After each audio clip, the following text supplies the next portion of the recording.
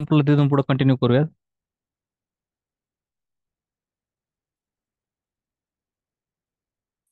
आपण त्रिकोण, चौरस, आयात बघत होतो.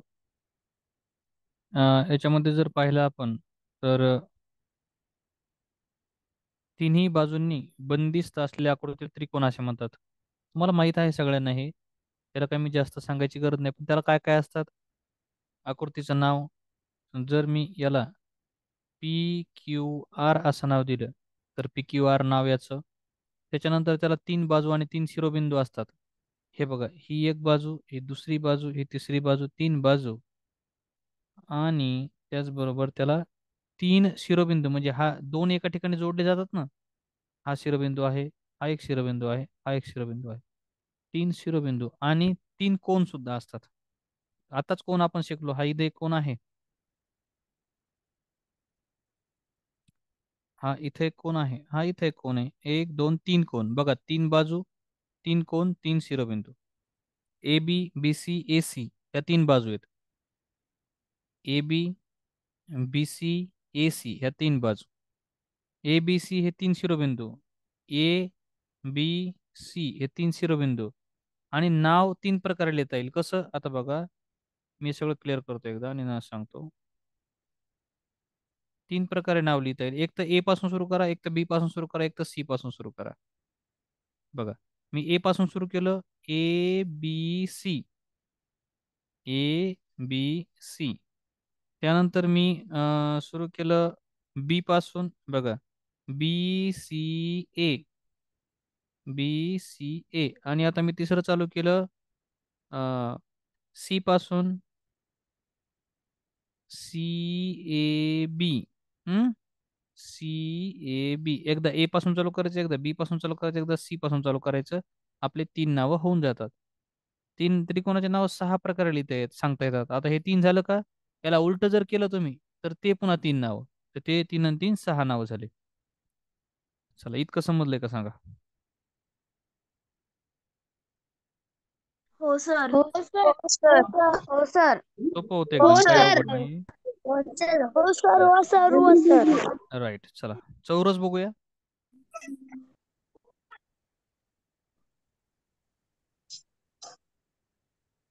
हा, चौरस आहे. आता चौरसात बघा, चौरसात सर्व बाजू सारख्या लांबीच्या असतात. चार समान लांबीच्या बाजूंनी बंदिस्त आकृतीला चौरस असे म्हणतात. ही एक नंबरची बाजू, ही दोन नंबर, ही तीन नंबर, ही चार नंबर. चारही सारख्या मापाच्या, सम सारख्या मापाच्या, समान, समान, हं? समान. तर मग समान मापाचे असतील तर समजा ही जर एक बाजू पाच असेल तर ही पण पाच असेल, ही पण पाच असेल, ही पण पाच असेल. चौरसाला चार बाजू आणि चार शिरोबिंदू असतात. ही हे नंबर दिलेला आहे. पहिली बाजू, दुसरी बाजू, तिसरी बाजू, चौथी बाजू. शिरोबिंदू एक नंबर, दोन नंबरचा शिरोबिंदू, तीन नंबरचा शिरोबिंदू, चार नंबरचा शिरोबिंदू. चारही कोण काटकोन असतात, लक्षात घ्या. चारही कोण असतात ते काटकोन असतात. त्यानंतर आपण जर बघितले A B, B C, C D, D A या चौरसाच्या चार बाजू आहेत. इथून सुरू केलं, हे बघा, A B, B C, C D, D A चार बाजू आहेत. आणि ए बी सी डी हे चार चौरसाचे कोण आहेत. चौरसाचे नाव घटिवत आणि प्रतिघटिवत हे महत्वाचा मुद्दा आहे. घटिवत म्हणजे घड्याळाच्या दिशेने. घड्याळ कसं फिरतं त्याला म्हणतात घटिवत. बघा, आता घड्याळ आपण जेव्हा बघितलं तेव्हा इकडून इकडे जातं घड्याळ, आहे की नाही. हे काटा आहे आपला, इकडे फिरतो. तर असं नाव टाकायचं, ए डी सी बी. एक तर असं जा, इकडून इथून सुरू करून शेवटच्या पॉईंट पर्यंत, नाही तर मी इकडून जा ए पासून डी पर्यंत. कसंही गेलं चालतं, दोन्ही उत्तर बरोबर आहेत. ए पासून डी पर्यंत गेलेलं बरोबर आहे आणि डी पासून ए पर्यंत आलेलं बरोबर आहे. तसंच नाही तर बी पासून जर तुम्ही ए पर्यंत दिलं, आठ प्रकारे नाव लिहितं, त्याचं नाव लिहितो मी आठ प्रकारे, तुम्हाला एकदा लिहून दाखवतो हा. याचं नाव आपण आठ प्रकारे लिहू शकतो. कसं कसं बघा, लक्षात घ्या. आता तुम्हाला दोन तीन गोष्टी क्लिअर झाल्या असतील. काय काय म्हटलं मी तर ते बघ, तुम्हाला बाजू कळालंय, तुम्हाला शिरोबिंदू कळालंय. त्यानंतर इथे एक कोन असतो, काटकोन, तर तो पण तुम्हाला लक्षात आलाय की चार काटकोन असतात याला. आता याचे तुम्हाला मी नावं सांगतो. ए पासून सुरू केलं मी. मी लिहू शकतो ए B C D.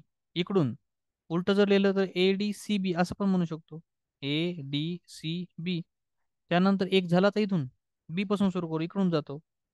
B C D A किंवा B A D C. B A D C. एकतर इकडून जा, नाहीतर एकतर इकडून जा, दोन्ही साईडनं. आता सी सी इकडून एकदा जाऊ, इकडून एकदा जाऊ. C B A D. C B A D. आणि पुन्हा इकडून जाऊ आता. C D A B. C B C D. C D C D A B. आता लास्ट राहिलं डी.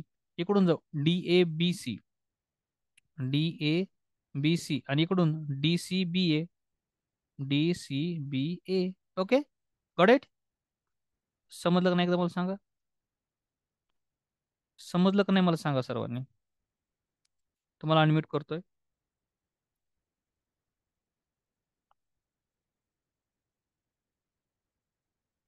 सांगा, समजलं का? हो सर. सर हो सर हो सर हो सर समजलं. हो सर. हो सर. हो सर.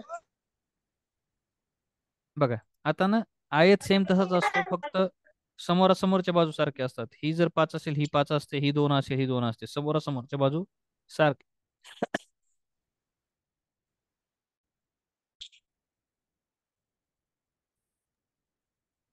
समोरच्या बाजू सारख्या असतात. कुठे? तर आपण अशा पद्धतीने घेतलं तर, आयत घेतलं तर सेम तसंच आहे. पी क्यू आर एस नाव आहे त्याचं. 4 बाजू, 4 शिरोबिंदू, समोरासमोरच्या बाजू सारख्या, 4 कोण काटकोन, अशा पद्धतीने आहे नाव. बाजू हे बघा, बाजू पी एस, बाजू आर एस, बाजू आर क्यू, बाजू पी क्यू. आणि कोण हे नाव पी क्यू आर, इकडं पी क्यू आर एस. सोपं आहे ते एकदम. आता चौकोन जो असतो त्याच्यामध्ये फक्त एकच महत्वाची गोष्ट आहे, त्याच्यात 90 अंशाचे कोण नसतात. 90 अंशाचे कोण नसतात, त्याला चौकोन म्हणायचं. आणि जर असले तर चौरस म्हणायचं. चौरस, 90 अंशाचे कोण आणि सारख्या बाजू, सारख्या मापाच्या बाजू असतात, इथं नसतात. सेम आहे. एल एम एन ओ नाव टाकलं, M N N O O L L M. आणि L M N O L M N O. Okay, चला एकदम सोपं होतं, काहीच नाही याच्यामध्ये असं अवघड म्हणण्यासारखं काहीही नाहीये. प्रश्न सोडूयात चला. आय थिंक तुम्हाला हे समजलं आहे, तर मी थोडंसं काय करतो, प्रश्न स्किप करून पुढच्या चॅप्टरकडे जातो, ते समजून सांगतो आणि प्रश्न तुम्हाला उद्या प्रश्नपत्रिका देतो त्याची. हा, आता बघा वर्तुळ. आता मी विचारतो प्रश्न, तुम्हाला प्रश्न विचारतो, मला सांगा. सगळ्यांना विचारतो प्रश्न, सगळ्याला अनम्यूट कर, मला सांगा. प्रश्न आहे का आधी. वर्तुळाला किती व्यास काढता येतात? ज्याला माहिती त्यांना उत्तर द्या. असंख्य. सर असंख्य. Very sir good, nice. असंख्य. आता पुढचा प्रश्न माझा. वर्तुळाला त्रिज्या किती काढता येतात? असंख्य.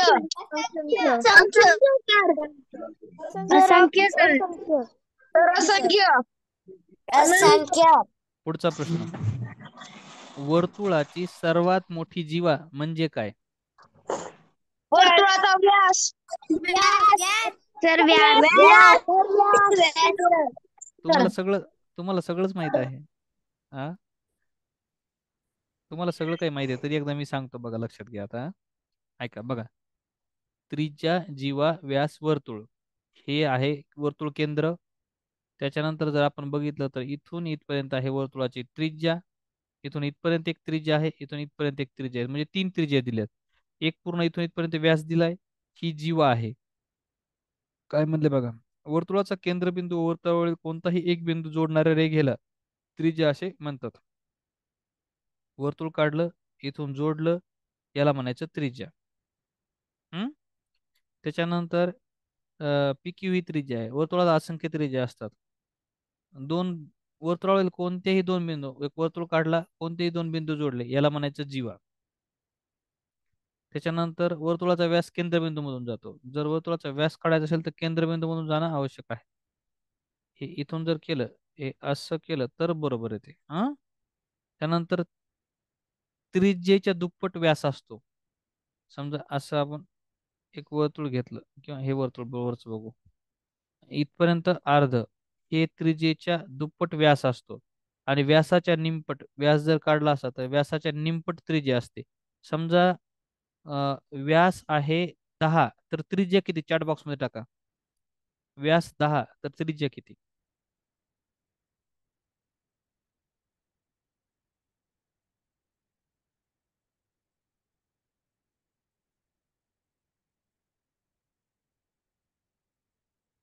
छान. व्यास 10 तर त्रिज्या किती?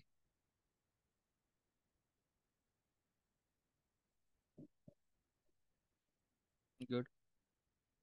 Nice, very good. नाईस, छान छान. 5 5 अगदी बरोबर. आता माझा पुढचा प्रश्न आहे, त्रिज्या 12 आहे तर व्यास किती?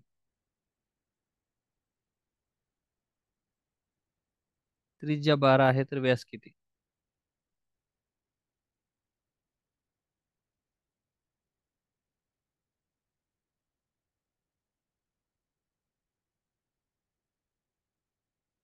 Very good, nice. 24 24 उत्तर बरोबर आहे, कारण 12 दोन्ही 24. आता वर्तुळाचा परिघ. वर्तुळाचा परिघ म्हणजे काय असतं? तर हे बघा, हे जे हे बाहेरचा भाग असतो ना, हा हा हा हा सगळा हा वर्तुळाचा परिघ आहे. किंवा इथं बघा, हा जो आहे ना, हा बाहेरचा भाग म्हणजे रेषा, ही रेषा, या रेषेला म्हणायचं वर्तुळाचा परिघ. हम्म रेषेला म्हणायचं वर्तुळाचा परिघ. आता दुसरा महत्वाचा मुद्दा लक्षात घ्या.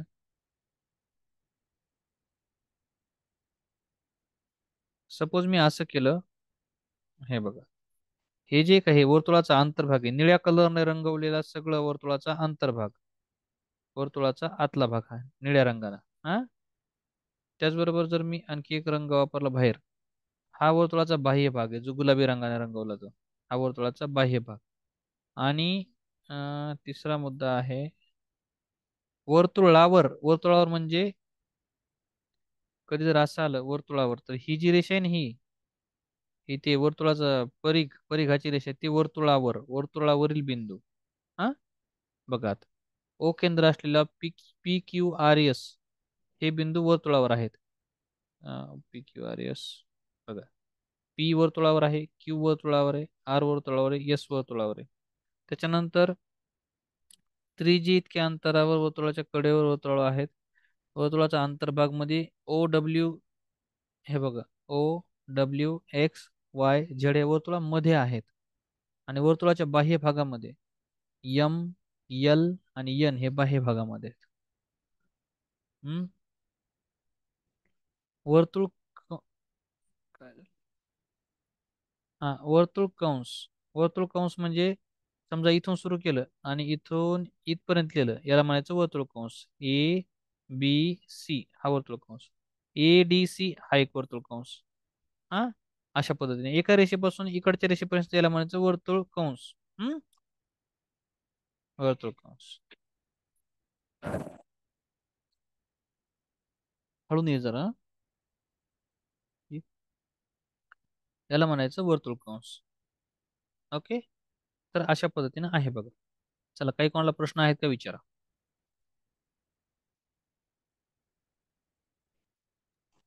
सर वर्तुळ कंस म्हणजे हाफ सर्कल ना?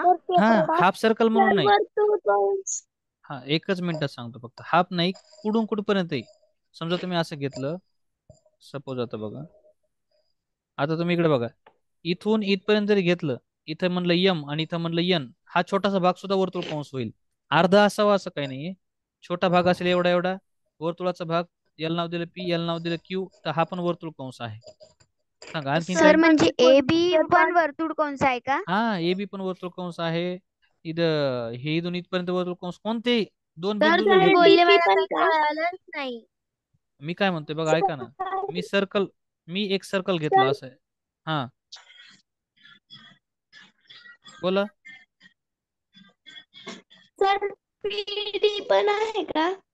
पीडी नाही ना, हे मधलं वर्तुळ इथं कंस. नाही. हो. सर तुम्ही मी बोलले मला नाही कळालं. मी काय सांगायला, ऐका ना. तुम्ही ऐकून घेत नाहीत, नंतर सर पुन्हा माझं ऐका तर माझं. मी काय म्हणतो बघा, इथं मी नाव दिलं पी आणि इथं नाव दिलं क्यू. हे वर्तुळ कंस आहे. कोणत्याही दोन ठिकाणी नंबर द्या तुम्ही. इथं मी म्हटलं यल, इथं मी म्हटलं यस, हा सुद्धा वर्तुळ कंस आहे. कोणताही दोन बिंदू जर जोडले कोणतेही वर्तुळावरचे, तर त्याला म्हणायचं वर्तुळ कंस. आणि दोन बिंदू कोणते सर आहेत कळण्यासाठी ऐका, बोला. सर ते तुम्ही सांगितले जे वर्तुळाच्या लाईनीवर आहेत त्यांना का म्हणतात? वर्तुळावरील बिंदू.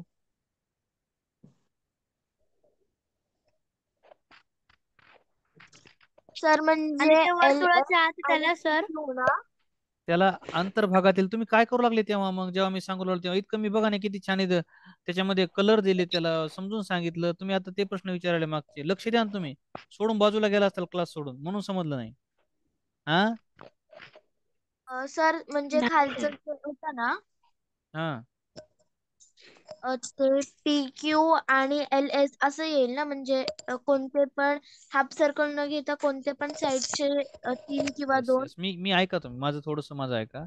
मी तुम्हाला एक्सप्लेन करतो, सगळ्यांना एकदम व्यवस्थित एक्सप्लेन करतो. माझं ऐका तुम्ही फक्त. तुम्ही तुम्ही काय करता माहिती का, माझं ऐकण्याऐवजी तुमचं सांगण्याचा आधी प्रयत्न करता. माझं ऐका ना, तुम्ही सांगतो आता बघा. सगळ्याला प्रत्येकाला 100% समजणार माझी खात्री. फक्त ऐका तुम्ही मी काय म्हणतो. हे बघा, मी एक सर्कल घेतलं, त्याच्यानंतर मी या ठिकाणी, ऐका आता, मी इथं पी बिंदू घेतला, मी इथं क्यू बिंदू घेतला, मी इथं आर बिंदू घेतला, इथं मी टी बिंदू घेतला. आता आता बघा, आता हा इथून इथपर्यंत एक वर्तुळ कंस आहे आहे. पण जर समजा मला त्याला नाव द्यायचं असेल तर फक्त पीटी म्हणता येणार नाही, कारण पीटी दोन प्रकारे येते. पीटी कसं येते बघा, एक तर पीटी तुमच्या इकडे साईडला पण आहे, आणि ही इकडून सुद्धा पीटीची आलं ना. हे एक मोठा वर्तुळ कंस, एक छोटा वर्तुळ कंस आहे. मग याच्यामध्ये एक नाव द्यावं लागतं. इथे मी नाव दिलं ए, तर मग पी ए टी हा छोटा वर्तुळ कंस पी ए टी. आणि इकडे एक नाव दिलं मी बी, तर पी बी टी, पी बी टी हा मोठा वर्तुळ कंस, छोटा वर्तुळ कंस, मोठा वर्तुळ कंस. आणि बाकी वर्तुळा कोणते सगळे कंसच असतात. आता इथून पी पासून आर पर्यंत पण हा एक वर्तुळ कंस आहे. समजून घेण्यासाठी मी याला आणखीन एक बिंदू देतो इथं, यल, पी एल आर हा छोटा वर्तुळ कंस, पी टी आर हा एक मोठा वर्तुळ कंस. आता बोला, आता बोला, कोणाला काय अडचण आहे का आणखीन? समजलं सर. सोपं होतं रे, तुम्ही समजलं तर सर. समजलं सर. नाही सर, समजलं सर. ते समजलं सर. ऍक्च्युली ते सोपंच आहे, पण तुम्ही लक्षपूर्वक नाही ऐकलं की ते गोंधळ होतं. सगळ्यांनी लक्षपूर्वक ऐकायचं. उद्या तुम्हाला मी जी भूमितीच्या घेतल्या याचे टेस्ट देतो उद्या. तुम्ही टेस्ट छान सोडवा, बघू काय काय जमतात. ओके, चला, गुड नाईट सर्वांना, स्वीट ड्रीम. सर तुम्ही 8वीचे स्कॉलरशिपचे पण तास घेता का? नाही नाही, 8वीचे नाही, फक्त 5वीचे. सर इंग्लिश परीक्षा तुम्ही घेतली नाही सर. हा, देतो ना, देतो ना. थोडं मी काल ना मी नव्हतो, म्हणजे माझ्यासोबत लॅपटॉप वगैरे नव्हता, बाहेर गावी गेलो होतो. मी टाकतो, तुम्हाला एक्झाम देतो. ठीक आहे, चला, गुड नाईट. सर या गुड नाईट सर या सर. टॉपिकची रिव्हिजन गुड नाईट करायला सर. recording द्या ना. मुझे सर तुम्ही उद्या हो ना सर, या टॉपिकचा स्वाध्याय राहिला आपला. हा, मग त्याच्यावर परीक्षा देतो ना तुम्हाला. परीक्षेमध्ये सोडवा ना तुम्ही ते. हम्म, सर परीक्षेमध्ये सोडवा. हा सर उद्या क्लास घ्या ना. रेकॉर्डिंग द्या ना. हा, रेकॉर्डिंग देतोय याची रे. रिव्हिजन क्लास आहे का? एक मिनिट, एक आणि मिनिट, ऐका सर उद्या तुम्ही. क्लास घ्या ना ऑनलाईन. यस यस, घेतो घेतो घेतो. ऐका, मला फक्त समृद्धी पांढरे, हा, एकटीनं बोला, काय म्हणता सांगा. सर मी म्हणले याची रिव्हिजन कराय, रेकॉर्डिंग ग्रुपवर पाठवा ना. दोन्ही पाठवतो, ही पण आणि ती पण. फक्त रेकॉर्ड होऊन ते प्रोसेस व्हायला 15-20 मिनिटाचा वेळ लागतो. मी 20 मिनिटानंतर दोन्ही रेकॉर्डिंग टाकतो. लगेच कॉल करू नका, टाकल्या नाही असं. कारण ते जे आता आपली झूम मिटिंग झाली ना, हिला प्रोसेस होऊन ते रेकॉर्डिंग तयार व्हायला वेळ लागतो. 10-15 मिनिटं मी तुम्हाला टाकतो. दोन्ही पण, दोन्ही पहिला पण क्लास, हा पण क्लास, दोन्ही टाकतो. तुम्ही बघून घ्या. ओके, हा, चला, गुड नाईट नाव, गुड नाईट. थांबवतो मी.